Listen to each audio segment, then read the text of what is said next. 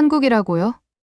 저는 고대 문명의 전문가인데 고작 한국의 문명을 공부하라니요? 예상치 못한 초대 권유에 논란한 유럽의 고대 문명 전문가가 놀라는 상황입니다. 과연 한국의 고대 문명이 그렇게 하찮은 존재인지 지금부터 이야기 시작해 보겠습니다. 평범한 화요일 아침, 대학교 사무실에서 이메일 한 통이 제 인생을 바꿀 줄은 정말 몰랐어요. 가을 햇살이 창문을 통해 들어와 어수선한 책상 위를 떠다니는 먼지 입자들을 밝게 비추고 있었어요. 벽에는 고대 문명 지도들이 걸려 있었고 발굴 현장에서 가져온 유물들이 가까운 선반에 조심스럽게 놓여 있었죠. 저는 이미 식어버린 커피를 한 모금 마시면서 수천 번도 넘게 해왔던 것처럼 이메일을 열었어요. 그런데 이번 이메일은 달랐어요. 사무엘 카터 박사님께 이렇게 시작하더라고요. 한국의 서울대학교에서 열리는 강연 시리즈에 박사님을 초대하고 싶습니다. 저는 거의 커피를 뿜을 뻔했어요. 한국이라고요?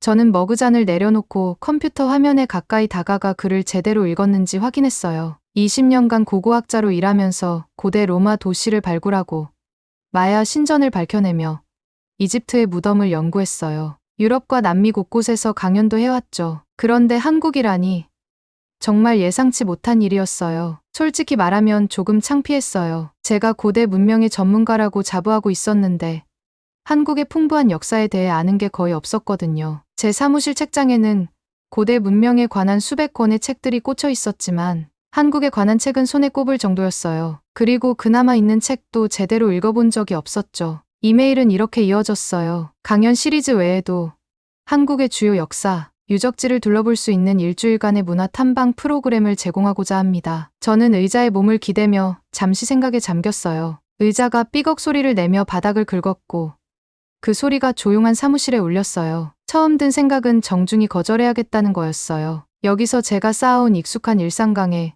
고대 지중해 문명 연구, 그리고 다음 그리스 발굴 계획을 준비하는 일이 너무 편했거든요. 게다가 제가 서양 고고학 전문가로서 한국 역사에 대해 무슨 기여를 할 수 있을지 잘 모르겠더라고요. 그런데 문득 책상 위 사진이 눈에 들어왔어요. 거기에는 젊은 대학원생 시절 첫 발굴 현장 앞에서 신난 표정으로 서 있는 제 모습이 담겨 있었어요. 그때의 제가 떠올랐어요. 호기심 많고 배우고 싶어 하고 새로운 것들을 발견하고 싶어 했던 그 모습이요. 언제부턴가 제 전공 분야에 너무 익숙해져서 새로운 도전을 외면하게 된 걸까 싶더라고요. 다시 사무실을 둘러봤어요. 벽에 걸린 지도들이 갑자기 불완전해 보였어요. 오로지 서양 세계에만 초점이 맞춰져 있었거든요. 선반 위 유물들도 유럽과 아메리카 문명에 관한 이야기만 담고 있었고 그건 인류 역사에서 극히 일부에 불과했어요. 제가 어떤 이야기를 놓치고 있었던 걸까요? 그때 컴퓨터에서 알림음이 울리며 또 다른 이메일이 도착했어요. 이번에는 학과장이 보내온 거였는데 다가오는 교수회의를 상기시켜주는 내용이었어요. 하지만 저는 그 이메일에 신경 쓸 수가 없었어요. 제 머릿속은 이미 한국에 대한 상상으로 가득 차 있었거든요. 저는 브라우저를 열고 서울에 관한 이미지를 검색하기 시작했어요. 고궁과 현대적인 고층 빌딩들이 나란히 있는 모습, 활기찬 전통시장, 그리고 안개 낀 산속에 자리 잡은 절들을 보면서 눈이 점점 커졌어요. 찾아볼수록 이번 초대가 단순히 강연만을 위한 게 아니라는 생각이 들었어요. 이건 제 지식의 큰 공백을 채울 기회였어요. 제가 어떻게 고대 문명에 대해 가르칠 수 있을까요?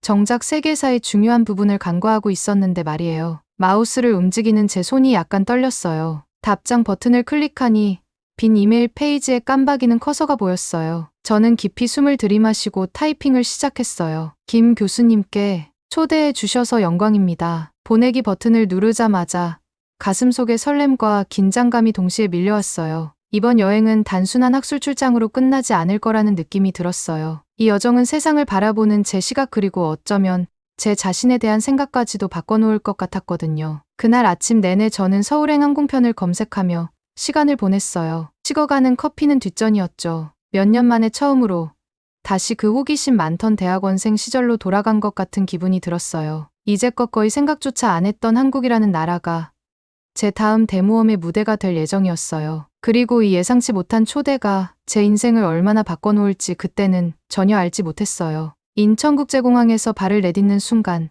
따뜻한 여름 공기가 제 얼굴을 스쳤어요. 여러 도시를 여행해 본 적은 있지만 서울은 뭔가 다르다는 느낌이 들었어요. 피곤했던 제 눈이 순식간에 커지며 주변 풍경을 바라봤죠. 하늘을 찌를 듯한 유리 건물들이 아침 햇살을 반사하며 거울처럼 빛나고 있었어요. 그런데 그 높은 현대식 건물들 바로 옆에 전통 한국 건물들의 곡선 지붕이 살짝살짝 보이는 거예요. 마치 두 개의 전혀 다른 세상이 완벽하게 공존하는 모습을 보는 것 같았어요. 카터 박사님, 서울에 오신 걸 환영합니다.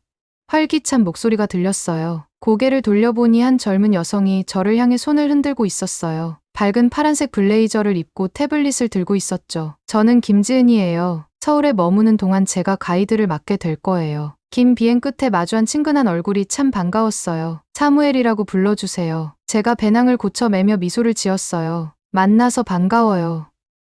지은 씨.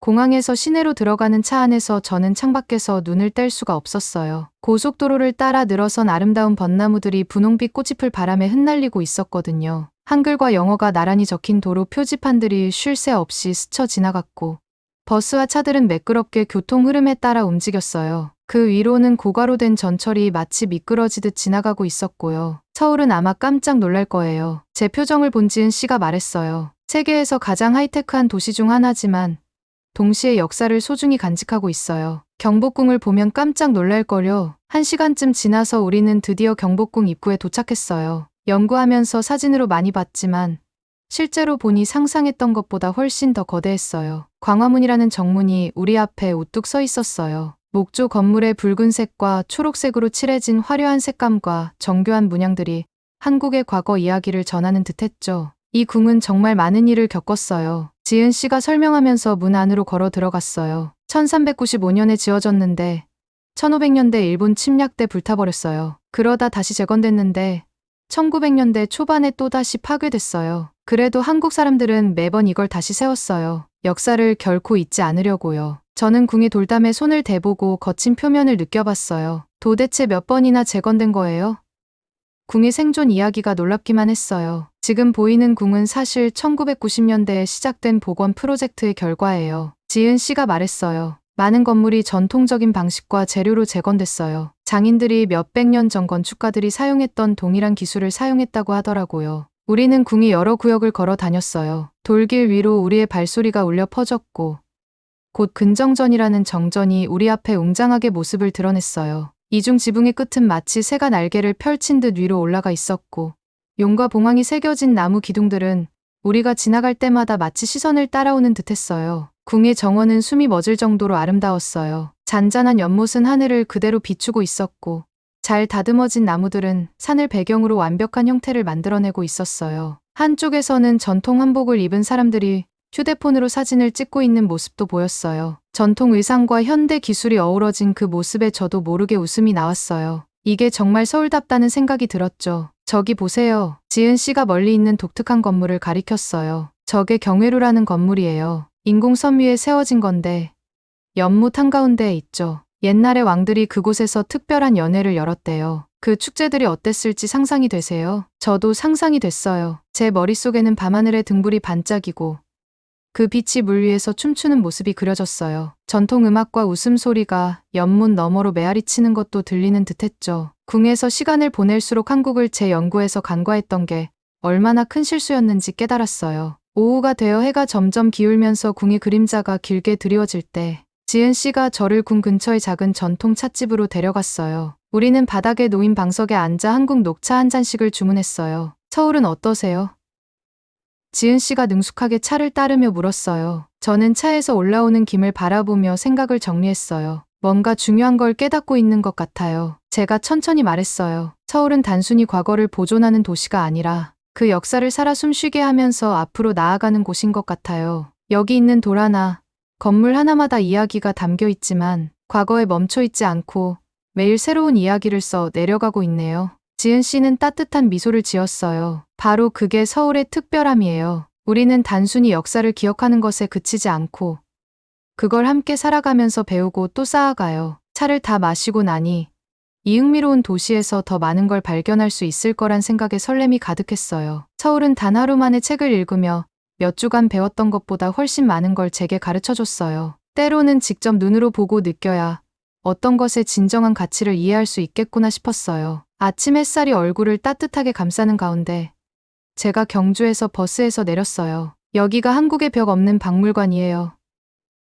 지은 씨가 환하게 웃으면서 말했어요. 저는 지금까지 여러 역사적인 도시를 여행해봤지만 경주는 뭔가 특별했어요. 도시 한가운데에서 거대한 초록 언덕처럼 생긴 고분들이 우뚝 솟아 있었고 현대식 건물들이 1000년이 넘은 사찰들 옆에 서 있었어요. 여기서는 역사가 단순히 박물관 안에만 있는 게 아니라 도시 전체에 퍼져 있는 느낌이었어요. 신라 시대에는 경주가 한국의 수도였어요. 지은 씨가 나무가 늘어선 길을 걸으며 설명해 줬어요. 1000년 가까이 이곳은 세계에서 가장 큰 도시 중 하나였어요. 저는 그 시절을 상상해 보려고 했어요. 화려한 비단 옷을 입은 귀족들이 이 거리에서 걸어 다녔을 모습을 말이에요. 지은 씨는 저를 첫 번째 목적지로 안내했어요. 커다란 잔디 언덕으로 이루어진 대릉원이라는 곳이었어요. 이 언덕들은 자연적으로 생긴 게 아니에요. 지은 씨가 말했어요. 이건 신라 왕과 왕비들의 무덤이에요. 저는 걸음을 멈추고 놀라서 주위를 둘러봤어요. 언덕들은 완벽하게 둥글게 다듬어져 있었고 깔끔한 초록 잔디로 덮여 있었어요. 그리고 생각보다 훨씬 컸어요. 어떤 것은 4층짜리 건물만큼 높았어요. 저 안에 들어갈 수 있는 곳도 있어요?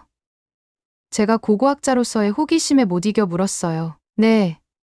천마총이라는 무덤은 일반인에게 공개되어 있어요. 지은 씨가 대답했어요. 뜻은 하늘의 말 무덤이에요. 무덤 안으로 들어가는 건 마치 시간여행을 하는 것 같았어요. 어두운 방으로 들어가자 공기가 서늘해졌고 눈이 서서히 적응하면서 장엄한 나무로 된 매장실이 보였어요. 지은 씨가 이곳에서 발견된 보물들을 가리켜 주었어요. 섬세한 나뭇가지 모양으로 장식된 금관, 옥장신구, 그리고 무덤 이름에 유래가 된 하얀 말이 달리는 그림까지 있었어요. 신라인들은 정말 대단한 장인들이었네요. 제가 진열된 황금 허리띠를 자세히 살피며 말했어요. 이 정교한 디자인은 제가 이집트나 그리스에서 본 것들 못지않아요. 그날 하루 동안 지은 씨는 경주의 다른 보물들도 보여줬어요. 우리는 안압지로 갔는데 이곳은 신라 왕족들이 잔치를 열고 고요한 물에 비친 달을 감상하던 인공 연못이었어요. 연못 주변의 돌담은 칼날 하나도 들어가지 않을 만큼 정교하게 쌓여 있었어요. 하지만 제 눈길을 진짜 사로잡은 건 다음 목적지였어요. 바로 첨성대라는 천문대였는데요.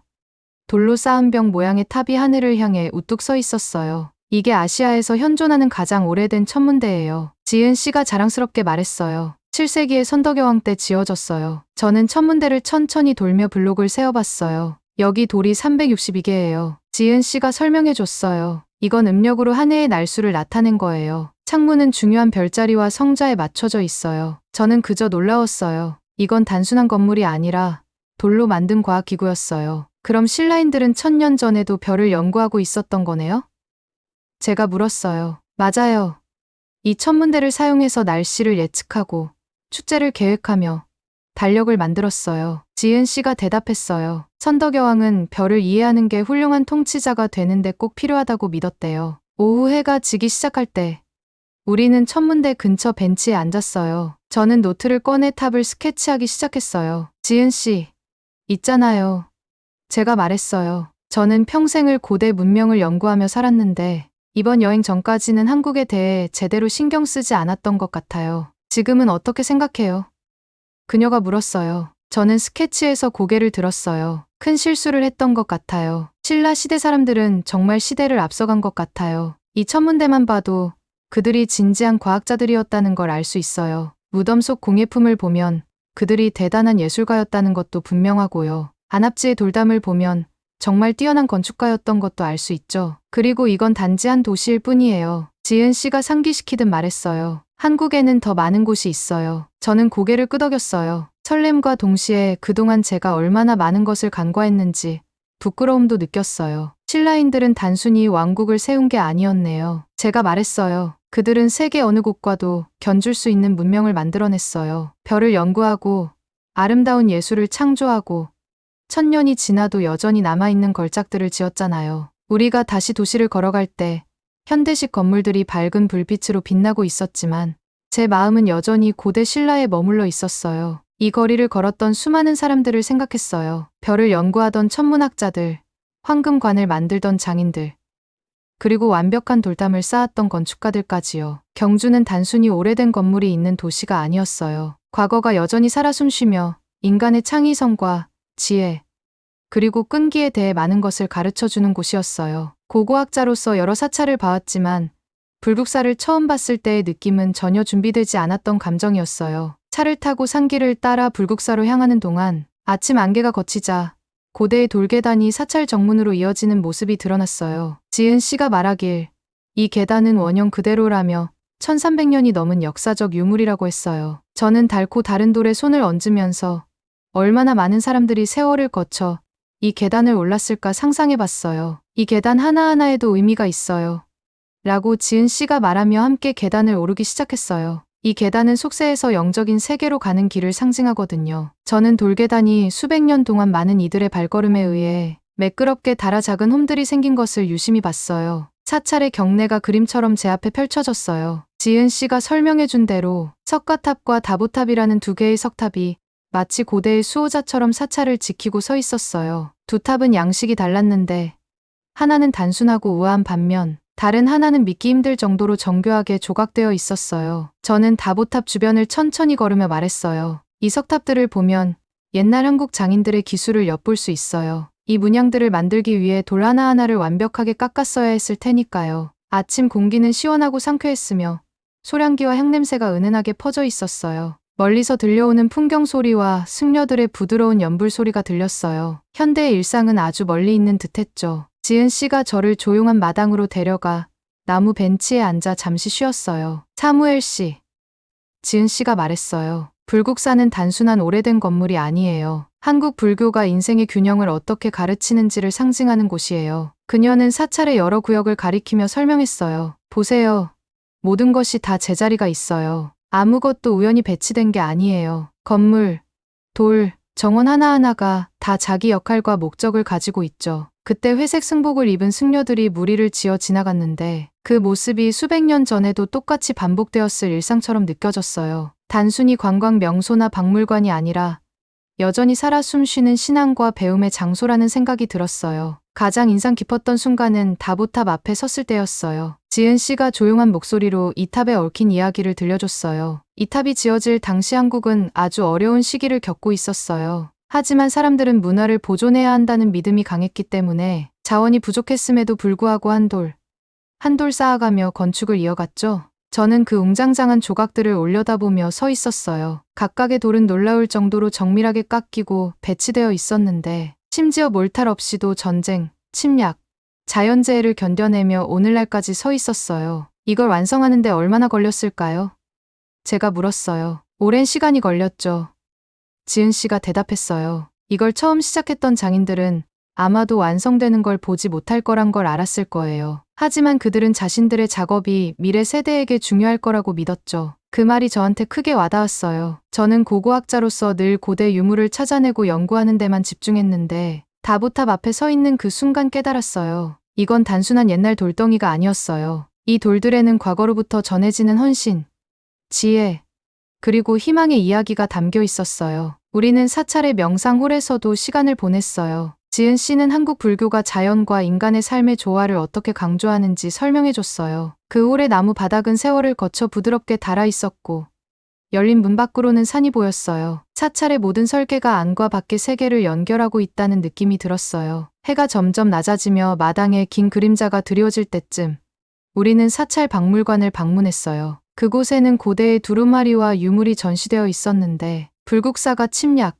화재, 전쟁을 어떻게 견뎌냈는지에 대한 이야기를 들려주고 있었어요. 1592년 일본 침략 당시 지은 씨가 말했어요. 승려들이 많은 보물들을 숨기고 보호했어요. 이건 단순히 귀중한 물건이 아니라 한국 정체성의 일부라는 걸 알았기 때문이에요. 마지막으로 다시 다보탑 앞에 섰어요. 저녁 햇살이 돌에 비쳐 황금빛으로 빛났고 저는 깊은 평온함을 느꼈어요. 고대 문명을 연구해온 제 인생에서 이렇게 과거와 현재가 살아있는 연결고리를 강렬하게 느낀 적은 처음이었어요. 불국사는 단순히 옛 전통을 보존하는 곳이 아니라 그것들을 새로운 세대에게도 생생하고 의미 있게 전하고 있었어요. 고대의 계단을 다시 내려오면서 저는 역사를 바라보는 시각이 달라졌다는 걸 깨달았어요. 한국에서 배운 건 과거가 죽고 먼 것이 아니라 우리가 말하는 이야기, 우리가 간직한 신념, 그리고 우리가 전하는 지혜 속에 살아있다는 점이었어요. 저는 불국사의 역사적 사실을 찾으러 온 고고학자로서 왔지만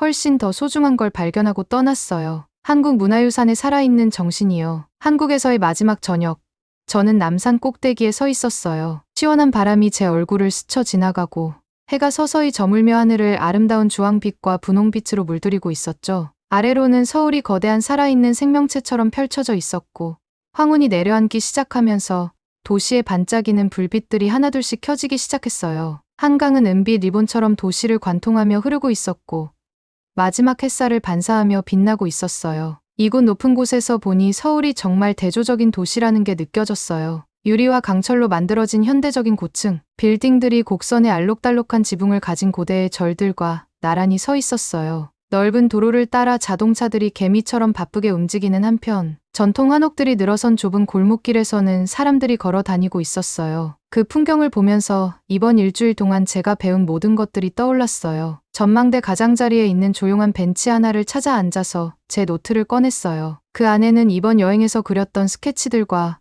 적어둔 메모들이 가득했어요. 경복궁에서 본 정교한 문양들을 그린 그림들, 첨성대에서의 천문학적 발견에 대한 기록, 불국사의 평화로운 정원에 대한 묘사들이 있었죠. 노트의 각 페이지는 하나의 발견과 배움의 이야기를 담고 있었어요. 제 머릿속은 한국에 오기 전 제가 가졌던 생각으로 다시 돌아갔어요. 제가 이 나라가 세계사에서 별로 중요하지 않다고 생각했던 제 자신이 너무 부끄러웠죠. 이제 와서 보니 한국은 그저 지도 위에 또 다른 점이 아니었어요. 여기는 역사가 살아 숨쉬는 곳이고 고대의 지혜가 현대의 혁신과 만나는 장소였어요. 점점 어두워지는 하늘 아래에서 도시의 불빛들이 점점 더 밝게 빛나기 시작했어요. 제 뒤쪽에서는 엔서울타워가 불을 밝히며 산 전체에 은은한 빛을 들이우고 있었죠. 젊은 사람들 무리가 사진을 찍고 웃으며 지나갔고 아이들과 함께 온 가족들은 도시의 풍경을 보며 손가락으로 가리키고 있었어요. 나이 든 부부들은 손을 잡고 저녁 공기를 즐기며 천천히 산책하고 있었어요.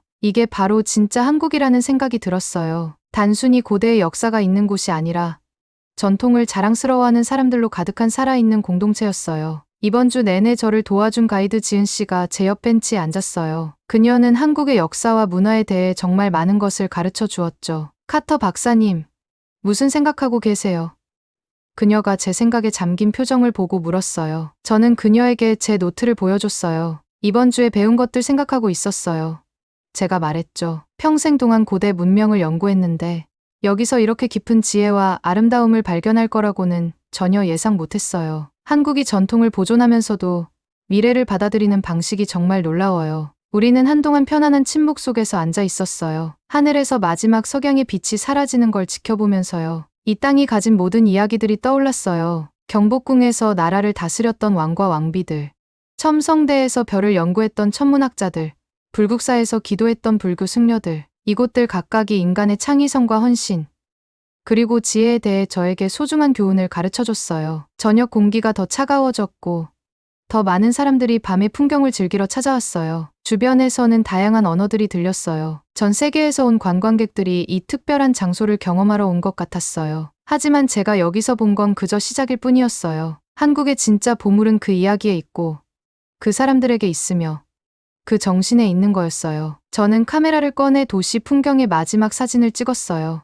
이 사진은 단순히 아름다운 풍경을 떠올리게 하는 게 아니라 여기서 제가 배운 교훈들을 떠올리게 해줄 거예요. 한국은 저에게 모든 곳에는 그만의 독특한 이야기가 있다는 걸 보여줬어요. 우리가 그저 시간을 내어 듣고 배우려 한다면 말이에요. 케이블카 역으로 걸어가는 길에 저는 스스로에게 약속했어요. 집으로 돌아가면 제가 한국에서 배운 모든 것을 제 학생들과 동료들에게 꼭 전하겠다고요. 신라 시대에 발달된 천문학, 한국 장인들의 예술적 업적, 그리고 한국 불교가 간직한 깊은 철학적 지혜에 대해 이야기해 줄 거예요. 무엇보다도 한국이 제게 가르쳐준 가장 중요한 교훈을 전할 거예요. 바로 우리가 가진 고정관념을 넘어서서 새로운 시각을 받아들이려 할 때 가장 깊은 발견이 가능하다는 점이요. 서울의 불빛들이 아래에서 무수한 별처럼 반짝이고 있었어요. 저는 이번 예상치 못한 여정에 감사함을 느꼈어요. 이 여정은 단순히 제 역사적 이해를 바꿔준 것이 아니라 세상을 바라보는 방식까지 바꿔주었으니까요. 한국은 이제 제 연구의 한 장만이 아니라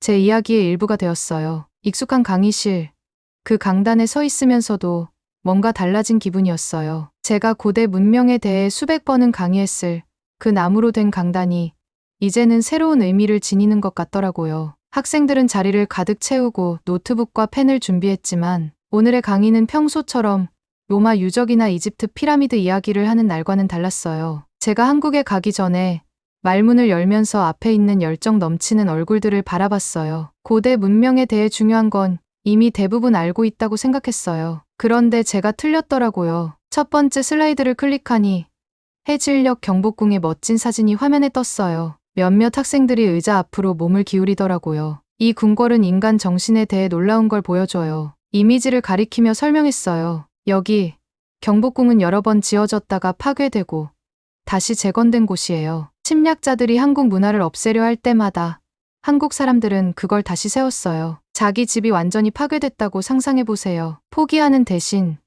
더 아름답게 다시 지어내는 거예요. 여기서 그런 일이 벌어진 거예요. 다음 슬라이드로 넘어가니 첨성대 사진이 나왔어요. 자, 이걸 자세히 보세요. 스크린 쪽으로 걸어가며 말했어요. 그냥 단순한 돌탑 같아 보일 수 있지만 사실 이건 아시아에서 가장 오래된 천문대예요. 유럽이 암흑기에 있을 때 한국의 과학자들은 여기서 별과 행성을 관측했어요. 1000년이 넘는 시간 동안 밤하늘을 연구하고 하늘의 움직임을 이해하려 했던 거죠. 그때 한 학생이 손을 들었어요. 카터 교수님, 왜 이런 걸 지금까지 배운 적이 없던 걸까요? 그 질문이 가슴 깊이 와닿았어요. 저도 한국에 가기 전부터 스스로에게 묻고 있던 질문이었거든요. 정말 좋은 질문이에요. 사라. 사실 저도 같은 실수를 했거든요. 많은 역사가들이 하는 실수죠. 이미 유명한 문명에 너무 집중한 나머지 한국 같은 곳에 숨겨져 있던 놀라운 이야기들을 놓쳤던 거예요. 불국사 사진으로 넘어가며 말했어요. 나무로 된 건물들이 돌로 된 테라스 위에 떠 있는 듯한 모습이 인상적이었어요. 이 사찰은 저한테 건축이란 무엇인지 정말 중요한 걸 가르쳐 줬어요. 여기 이 석탑들 보이죠? 다보탑 이미지를 확대하면서 설명했어요. 이 석탑들은 1300년이 넘는 세월을 견뎌왔어요. 시멘트도 현대 기술도 없이 딱 맞게 잘린 돌들을 서로 맞물리게 쌓아 올린 거예요. 이걸 만든 사람들은 단순히 건축가가 아니라 예술가이자 뛰어난 공학자였어요. 우리가 지금도 배우고 있는 어떤 원리를 이미 이해하고 있었던 거죠. 강의를 진행하며 경주 골목길의 사진도 보여줬어요. 고대 왕릉이 도시 한가운데 초록 언덕처럼 솟아있는 모습이었죠. 상상해보세요. 여러분이 사는 곳에 있는 슈퍼마켓 옆에 1500년 된 왕릉이 있는 거예요. 한국에서는 역사가 박물관 안에 갇혀 있는 게 아니라 일상생활 속에 스며들어 있어요. 그리고 지은 씨 이야기도 했어요. 그녀는 제가 한국에 대해 많은 걸 새롭게 깨닫도록 도와준 역사학자였어요. 그녀가 말하더라고요. 돌 하나하나에도 이야기가 있고 건물마다 추억이 담겨 있고 유물마다 수백 년 전에 살았던 사람들과의 연결고리가 있다고요. 그 사람들도 우리와 별반 다르지 않았어요. 가족을 사랑하고 열심히 일하고 아름다운 걸 만들어내며 자식들에게 더 나은 세상을 물려주려 했던 사람들이었죠. 강단에서 내려와 학생들 쪽으로 가까이 걸어갔어요. 제 경력 대부분을 고대 유물을 발굴하고 오래된 문명을 연구하는 데 쏟았어요. 그런데 한국에서의 일주일은 저에게 정말 중요한 걸 가르쳐 줬어요. 땅을 파서 찾는 게 다가 아니에요. 때로는 새로운 관점을 받아들이고 내가 몰랐던 것들을 인정하는 데서 가장 큰 발견이 나와요. 마지막 슬라이드로는 현대 서울의 사진을 보여줬어요. 반짝이는 고층 건물들 사이로 한옥이 자리 잡은 모습이 인상적이었죠. 이게 한국의 진정한 매력이에요. 단순히 과거를 보존하는 데 그치는 게 아니에요. 자신의 뿌리를 기억하면서도 미래를 만들어가고 있는 거예요. 1000년 된 전통을 존중하면서도 세계에서 가장 앞선 기술을 만들어내는 사람들이에요. 목소리에 힘이 들어가며 결론을 이어갔어요. 고고학자와 역사가로서 우리의 일은 단순히 과거를 연구하는 게 아니에요. 사람들로 하여금 서로를 더 잘 이해하게 돕는 일이에요. 모든 문화와 문명은 우리에게 가르쳐줄 무언가를 가지고 있어요. 한국은 제게 인류 역사에서 가장 위대한 보물들이 우리 눈앞에 숨겨져 있다는 걸 가르쳐줬어요. 그걸 알아채는 건 우리의 몫이에요. 학생들의 얼굴을 보니 제가 한국에서 느꼈던 그 경이로움이 그들 눈에도 비치는 걸 알 수 있었어요. 다음에 고대 문명에 대해 읽게 될 때는 가장 유명한 이야기가 항상 가장 중요한 건 아니라는 걸 기억하세요. 가장 강렬한 교훈은 우리가 예상하지 못한 곳에서 오기도 하거든요. 한국으로의 여정은 단순히 한 나라의 역사를 가르쳐 준 게 아니었어요. 저를 더 나은 고고학자, 더 나은 선생님, 그리고 더 나은 인간으로 만들어줬어요. 강의를 마치자마자 여기저기서 손이 번쩍 들리더라고요. 그들의 열정적인 얼굴을 보니 한국의 이야기가 저만큼이나 그들에게도 깊은 울림을 준 것 같았어요. 더 나아가 그들이 제가 그토록 오랜 시간이 걸려 깨달았던 걸 알게 되었기를 바랐어요. 세상 모든 문화는 아무리 처음엔 낯설어 보일지라도 세상과 나눌 수 있는 값진 지혜를 품고 있다는 거요. 오늘의 사연은 여기까지입니다. 시청해주셔서 감사합니다. 구독과 좋아요 부탁드립니다. 감동 순간이었습니다.